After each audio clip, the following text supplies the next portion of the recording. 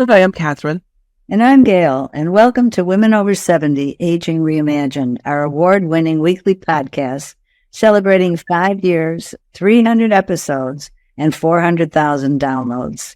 Visit womenover70.com and learn about all our offerings and how you may become involved. Consider joining our Aging Reimagined Circle. As a member, you will enjoy free participation in our online monthly programs. Thank you for listening. Today, we're very pleased to be in conversation with Andrea Gilats. She's 79. She's a writer, an educator, an artist, and former yoga instructor. She's co-founder and longtime director of the University of Minnesota's popular Split Rock Arts program. And she also created and directed 2 University of Minnesota lifelong learning programs for older adults, Learning Life and Encore Transitions. Andrea has written books about complicated grief and about yoga to increase mobility. Her professional and personal experiences regarding aging led her to the newly released publication, Radical Endurance, Growing Old in an Age of Longevity. This book, I quote, is a personal guide to the transformations, hard truths, profound pleasures, and infinite possibilities of aging. So welcome, Andrea, as an advocate for women aging. We're eager to hear your insights. Thank you, Catherine. Thank you, Gail. I'm just delighted to be with you. Thank you. You have spent so much of your professional life creating opportunities for older people to continue learning and to share their stories. And we're curious about what themes have you heard from them about aging? I thank you for this wonderful question. I think I'm going to choose 2 very common things that I've heard from many people over many years in different settings. The first is that kind of the obvious, I guess you might call it, of people who are nearing or have recently retired. And the question, of course, is what's next? What will I do now with myself? I think that things have, for women in today's world, such a large majority of us work outside the home, and we invest ourselves in that work. So it becomes part of our identity. So part of what retirement, I think, is for a lot of people, and this is what I've heard, is a loss of identity to one extent or another. That said, I think that is only part of what happens to us. I think even a larger part is that loss of community, that loss of belonging, that loss of being part of something. And I think for women, we're acculturated to be social creatures. We're acculturated to work together. We're acculturated to respect and admire each other. And so that loss of community, I think, lands hard after we retire. And that is, it's not something that one fixes overnight. One has to settle in first. We need time to assess where we are, who we are, and what we might want to do next. A wonderful, groundbreaking sociologist, Phyllis Mullen, who has studied over her career women's retirement issues and transition issues for women. And she makes this wonderful point. She says, most people, and this is men and women alike, by the time we retired, we're worn out. We need a rest. We need that R&R, so to speak. And, so my sense is, as I hear it from people, is don't worry. Give yourself time. Transitions mean time. So that is such a common thing. I have no, there is no formula, but we have to do what feels right to us. And that's the only, that's the advice that I've given in many settings. But the other thing that I think is at least equally important and of ongoing importance and relevance to all of us, especially women, because we may get to this in a little while, but many of us live alone in old age. Mm-hmm. And that presents its own challenges. And I hope as we talk about other things, that's one thing that I hope we can talk about. But I think as we age, one of the greatest fears that I have heard, again, in many different settings, is the fear of losing our health, our independence, our ability to live independently and direct our own lives. And what do we say about that? It's a valid fear. We have futures. That's the bright side. Some of them will be long. We're living a long time, many of us. And, but those futures are not as reliable as we thought they were when we were younger. So, more stuff can happen, so to speak. And, so I think as I thought about this and thought about how, what I have listened to from people talking about this is to try, if we can, not to focus on that, not to kind of worry about how long we'll live, but more worry about taking care of ourselves so that we can stay healthy and happy longer, as long as we can. However long that may be, will be. But we might as well enjoy ourselves while we have our longevity.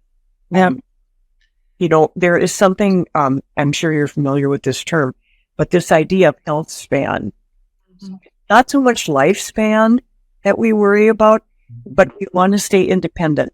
We want to stay happy. We want to stay healthy. We want a good sense of well-being. And we can do that by taking care of ourselves. Right. The beauty of retirement is now we have time to do that. Yes, now is the time. Yeah, exactly. That's right. You know, Andrea, you wrote in your book about you turned 75, and it was like a big wake-up call that you said you were about to leap from older to old. What is old? What does that mean to you? For me, what I, in that leap of consciousness, what came to me was that my horizon is no longer longer than I can see. My horizon could be very short, my time horizon. And when you plan financially for retirement, they always talk about what is your horizon? How long do you think you're going to live? Well, you know, we're going to try to make it as long as possible. But it hit me like a ton of bricks that my horizon was shortening. And I think I'll just read, if I can, a little paragraph from Radical Endurance, my memoir, that talks about this. I went to my online chart to read my doctor's notes from a recent visit because I was trying to figure out whether she wanted me to make another appointment. And she referred to me as a 74-year-old female who presents at that age. And I thought, what? Me? 74? Presenting at 74? And I thought to myself, I present at that age. And this is what I say in the book. I felt a thing coming on. then in the split second it takes for puzzlement to become ruination, a shockwave of emotion shot through me, and that is the truth. Imagine that in an instant of inattention, you walk a half step too far on the slippery rock floor at the head of Niagara Falls, and at the moment the edge betrays you, you are swept 167 feet downward by the fury of the great waterfall. Miraculously, you land alive, but you are forever altered. In a tumble down Niagara Falls, in a stumble down an invisible rabbit hole, in what I can only call an astonishing leap of consciousness, I realized that I was about to descend from older woman to old woman. A self-protective myth was about to give way to reality. In only 9 more Tuesdays, I would no longer be a 74-year-old woman who presents at that age. I would be a 75-year-old woman, and heaven only knew at what age I would present. So that was literally a leap of consciousness. I remember sitting on my couch and shaking my head. But here's the good part. Over time, that fear, that astonishment, and all of a sudden I'm old, it turned out to be actually what I call now a welcome clarification. I am arrived. I can relax. There's no other stage beyond this. And I can settle in and be comfortable. That's what it meant to me. And over these last 4 years, I'm 79 now, that is really what has happened to me. In what ways has that happened? And Thank you, Gail. I'm more aware now that I'm wiser. That I have the wisdom to navigate this stage of life. That's the gift of old age. Along with it comes wisdom, experience, the lessons we have learned over our long lives. I made some notes. I feel now that I'm long past having to make an impression on someone or something. I don't worry about that anymore. I feel I'm better able to take things in stride, if that makes sense, Gail. I'm more mellow. I don't get stressed as easily. And I have the freedom now to create a lifestyle that is as stress-free as I can make it. That makes a lot of sense. Yeah, it does to me too. Yeah. Now, clarify for me, are you retired? Yes, I am. Are you retired from the Split Rock? Okay. So just a little bit, in a minute or two, of my history. I worked at the University of Minnesota. I was the founder and for 20 years, the director of the university's Split Rock Arts program for artists and writers. My background is in the arts. For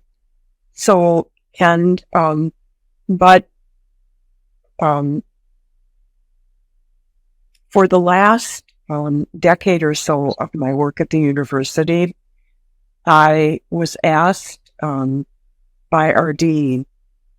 She, a very wise woman herself, she could see what people have called the age wave. She saw it coming, and she knew people's lifelong learning needs would change. And so she asked me to work on things that would be resonant to people who were nearing or in retirement. So when I retired, I was actually working with the program that you mentioned called Encore Transitions, Preparing for Post-Career Life. And that work enabled me to meet literally hundreds of people like us, who were facing retirement or had recently faced retirement, I was surprised that many of these people, at the same time as they were facing a retirement transition, this is both men and women, were also facing a health transition, a health challenge, or a major loss. Spouse, for example, which was the most common one. That was my situation too. And so that is kind of my history. When I retired, as I mentioned before, I took some time and did, I don't know what, nothing of significance. But when I finally sold our house and moved into a small condominium, which you can see behind me. And this building had a gym under the same roof, next door, but under the same roof. And the gym started offering a yoga class. And I thought, well, what do I have to lose?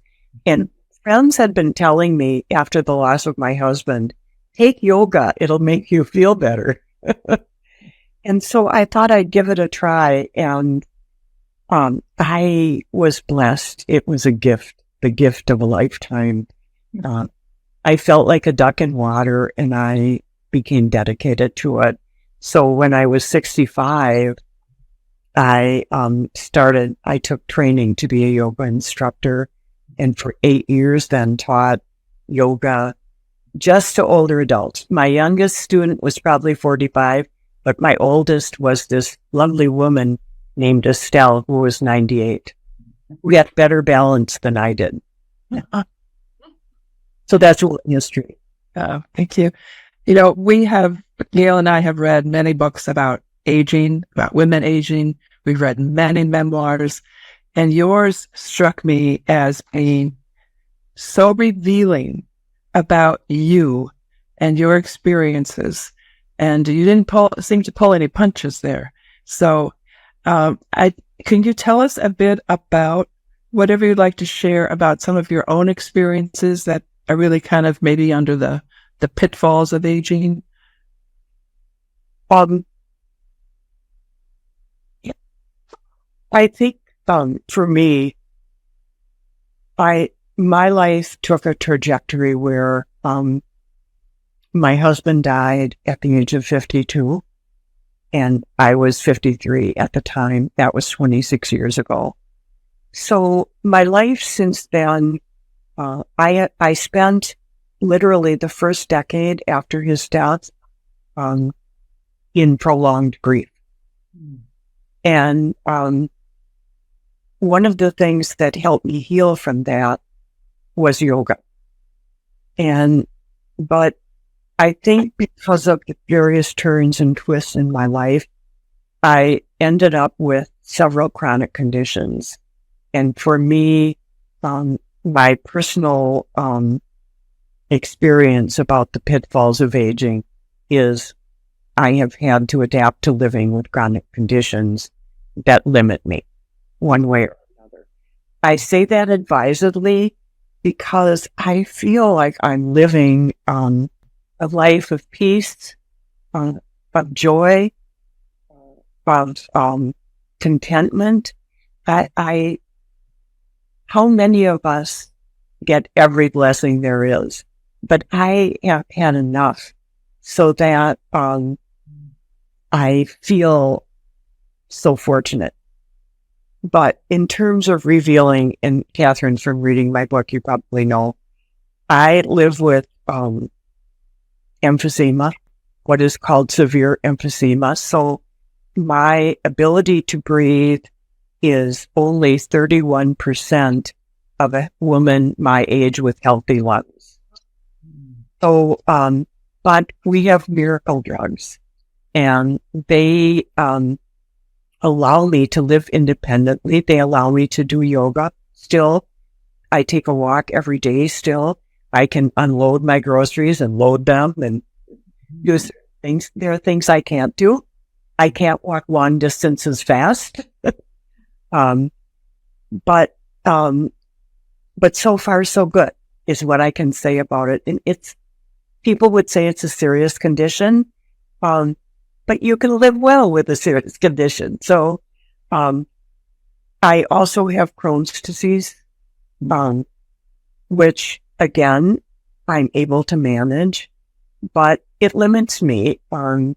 If it flares, I'm a homebody on a day like that.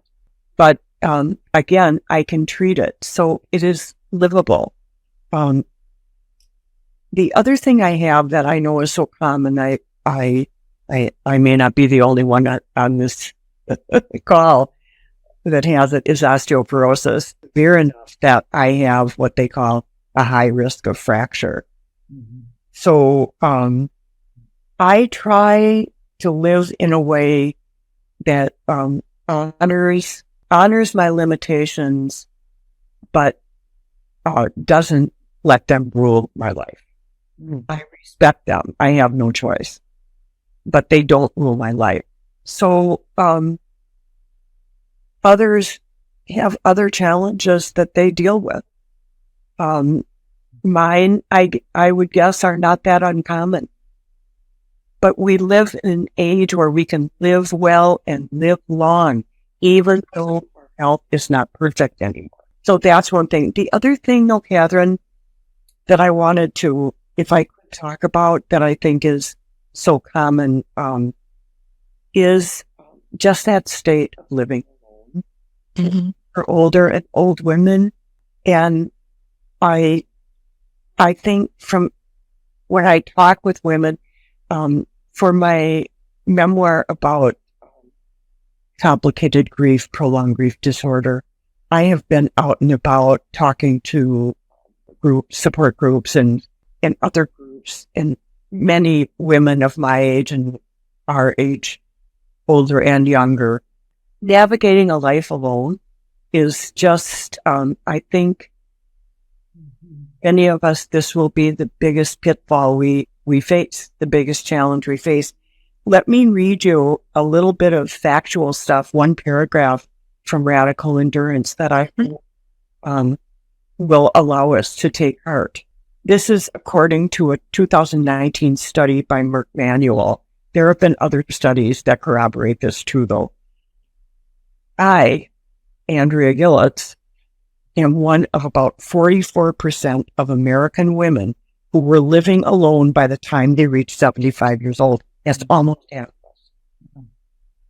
I am also one of 30% of American women age 65 and older who are widows. That's almost a third of us. And the same study, but again, others have corroborated it, found that 60% of Americans, men and women, reported feeling socially isolated.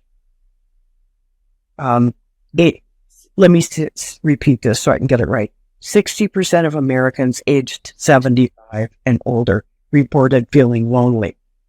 Tragically, I say, this reflected the state of older Americans before COVID-19 killed 750,000 old people and forced those of us who survived into long-term social sequestration, turning the everyday isolation we had been used to into prison-like solitary confinement. And that is the shard, the scrap left from the pandemic. So if I would point to a pitfall in aging, I certainly would point to loneliness. I think it's a thread through Radical Endurance. I am me, and when one writes a memoir, that is the task that is given, to be oneself. You know, you have a quote on your website, Andrea, that says, "Books bring meaning to our lives at times when we most need to feel that we are not alone." And your book, Radical Endurance, is one of those. Yes. And so, I think that you're right, that social isolation is one of the biggest issues that face women especially, no, men too, living alone. But women especially, I totally agree. Mm-hmm. Yeah. Well said. On the other side, in your book, you highlight what you call singular pleasures of growing up again. Mm-hmm. Tell us what that's about. You know, it's interesting. One of the things that happens to us, I think, as we age is that we naturally spend more time thinking back on our lives. And there was a time in the 1950s, probably, when that was considered unhealthy. It wasn't good to think about the past. We should be future oriented, even if we were in our 90s. But a very smart man came along named Robert Butler. Probably we're familiar with. Robert Butler was both a psychiatrist and the first of what are now called gerontologists. Mm-hmm. He coined the word ageism. And he talks about something called a life review. And it is a healthy way of looking back so that we can make sense of our lives, so that we can find meaning in what has gone before. And that's and that's what growing up again is for me. I talk about in Radical Endurance some of my experiences from the past. One that I imagine people will take to is when I met Joan Baez at a protest in Washington, D.C. I was one of those. I loved Joan Baez. I loved her. And I got a chance to meet her. And of course, being the awkward young woman I was, all I could say to her was, I love you. So that for me, as I think back on that helps me to grow up again. I'm happy that I was able to tell her that I loved her. So there is that. That is a pleasure. I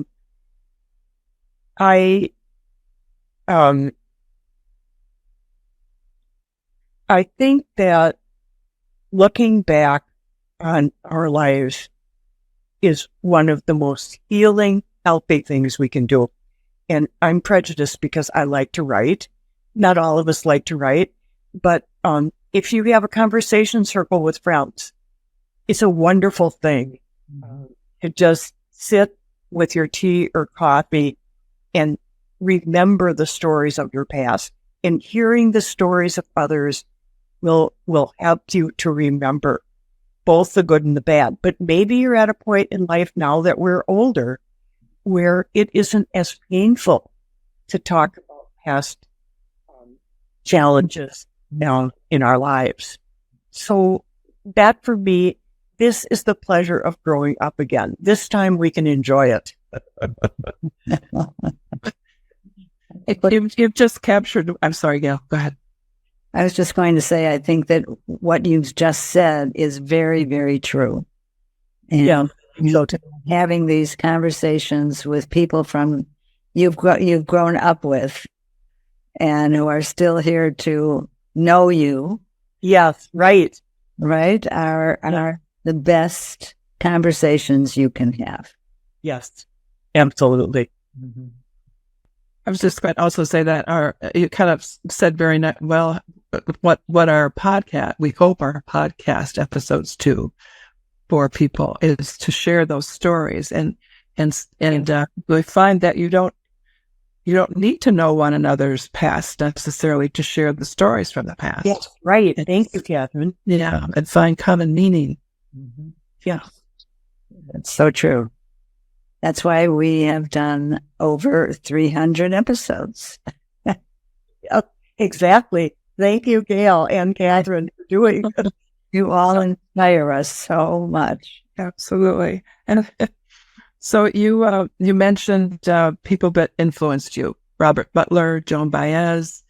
Who and in your book too, you also acknowledge some people who have been major influencers in how you think and approach this issue of aging. So who our listeners love to read and to find sources. So who else would you recommend? I heartily recommend one of my heroes, if you will, is Gene Cohn, and perhaps you know of him, but he's certainly not a household name. But Gene Cohn was a psychiatrist who gave us really new insight into how our brains work as we age. And he wrote a book he wrote two wonderful books. I would highly recommend them to everyone. They're easy to read. He is what I would call a very personable writer. But he believed, and through all his work with patients in clinic over his career, he firmly believed that we become not less, but more as we age cognitively. There is no substitute. Wisdom only comes with age. Gene Cohn called this developmental intelligence. So don't let anybody tell you that your brain is not what it was now that you're older. It's everything it was and more because you have lived. So he wrote two books. One is called The Mature Mind, and the other is called The Creative Age. He also, and this is near and dear to my heart, he believed that within each of us, there is creativity, and it doesn't die. But as a dear friend and mentor of mine says, it's like a muscle. We have to use it in order to keep it healthy. So that's both true of our intellect and our instinct to create. So I think Gene Cohn, in these way of thinking, he has been so validating to me as I've aged that I recommend his thinking to everyone. And I hope the little bit that I write about him in Radical Endurance, I hope pays tribute and inspires us a little bit in those directions. Thank you. Yes. Yes. And I did not know of his work before I read your book. So thank you. Yeah. And how are you spelling Gene Cohn? His first name is just Gene. His last name is Cohen. Thank you. And you can find his books on Amazon or wherever you buy books. I've seen The Mature Mind, yes. Yeah. So anything else before we close, Andrea, about your main messages for our audience of women in our later decades? I hate to preach, but go ahead. But I'll share briefly just some things that have helped me and worked for me. And I just think we are so much more alike than we are different. So what works for one of us, probably there's something for all of us in that. So I'm going to go on that whole. I would say this has worked well for me, especially in health, in the area of health. Don't be silent if you feel something isn't right. Mm-hmm.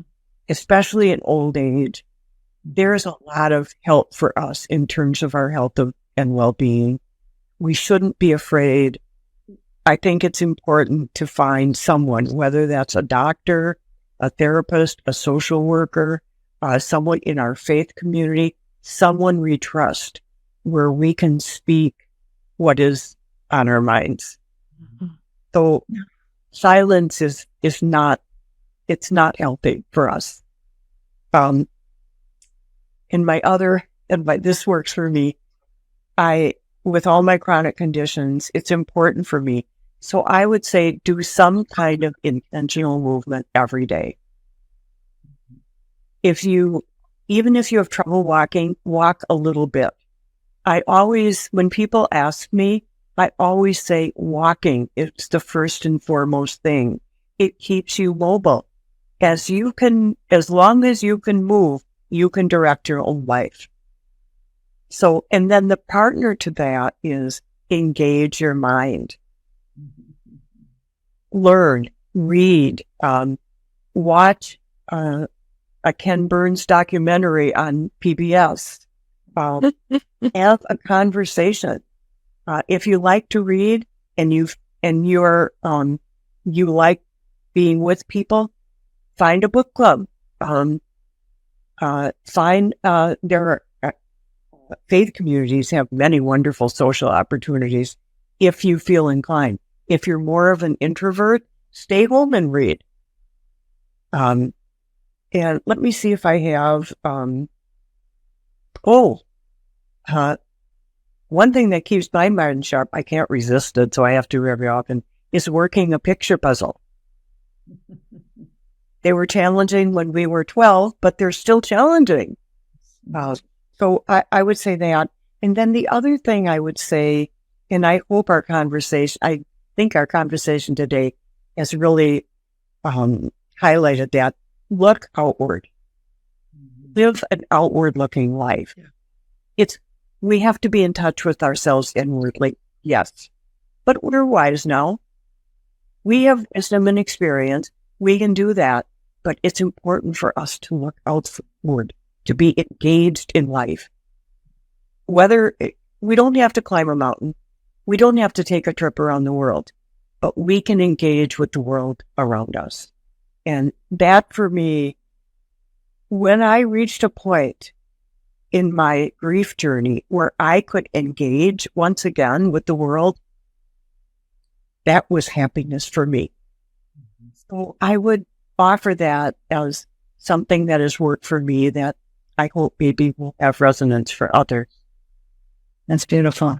Yes. It's universal. Thank you.